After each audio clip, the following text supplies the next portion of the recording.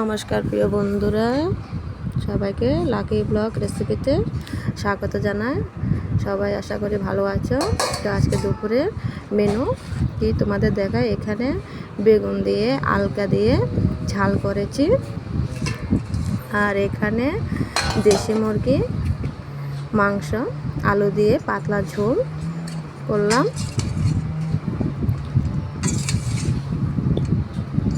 পাতলা করে ঝোল করেছি দেশি মুরগির।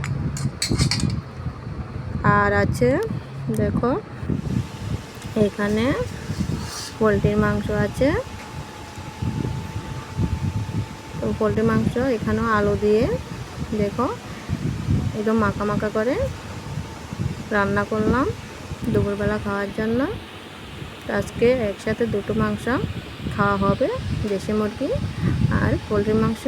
তো আজকের এই ভিডিওটা যদি তোমাদের কাছে ভালো লাগে তাহলে অবশ্যই লাইক, শেয়ার, সাবস্ক্রাইব করবে। সবাই ভালো থাকবেন, সুস্থ থাকবেন। নমস্কার।